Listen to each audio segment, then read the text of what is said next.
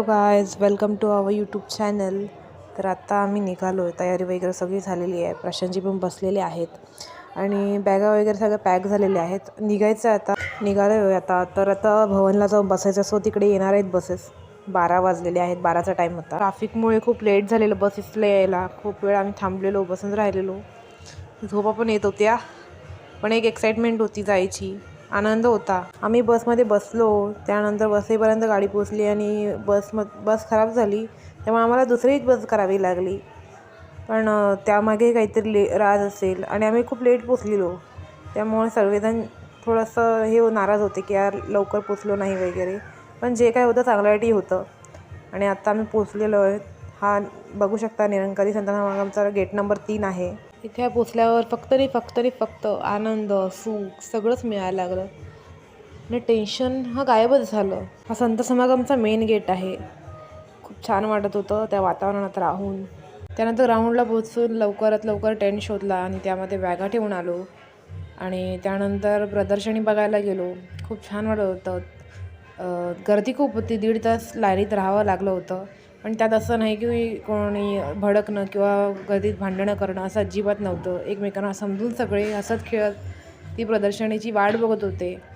त्यानंतर दिवस कधी गेला हे समजलं नाही. खूप लवकर दिवस गेले. तर पुढे जे गीत आहे ते गीत ऐकून तुम्हालाही अंगावर काटा येईल का ते तुम्ही पुढे बघा. पुढच्या व्हिडिओमध्ये पुढे मी ती क्लिप लावलेली आहे.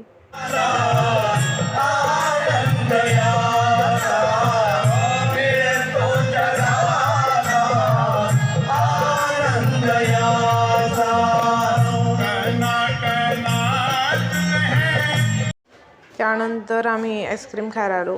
नेमके 12:30 वाजले होते रात्रीचे. आणि रात्रीची आईस्क्रीम खाण्यात मजाच ती अशी असते जेव्हा समागमला जातो. मी लस्सी घेतली होती.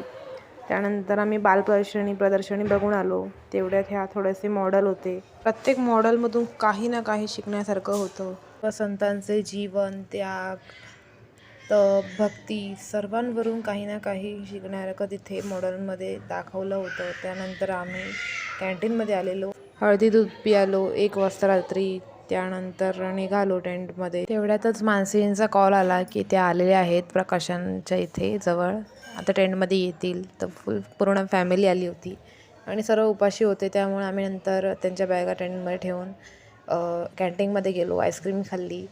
बाकीच्यांनी दूध आणि बिस्किट खाल्लं. त्यामुळे कारण एवढ्या रात्री काही मिळत नव्हतं.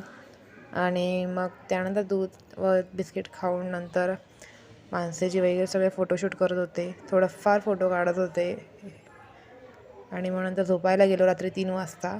सो गाईज आज निघायचं आहे. खूप असं नाराजगी वाटते की इथे असं वाटते की इथेच राहावं का आपण ह्याच्या दूर जातो आहे. हे आता परत वर्षानंतर येणार आहे. किती वेळ वाट बघावी लागेल. खूप वाईट वाटत होतं. पण खूप काही शिकूनही जातो. खूप आनंद घेऊन जातो. खूप आठवणी घेऊन जातो. मातांचा आशीर्वाद घेऊन जातो आहे. सो छान आणि आता आम्ही बसमध्ये बसलेलो आणि आता मुंबईसाठी निघालो आहे. ब्लॉग आवडला असल्यास ब्लॉगला लाईक करा, शेअर करा, सबस्क्राईब करा आणि खूप सारे कमेंट करा. तुमच्या कमेंट्समुळे आम्हाला खूप प्रोत्साहन मिळतं.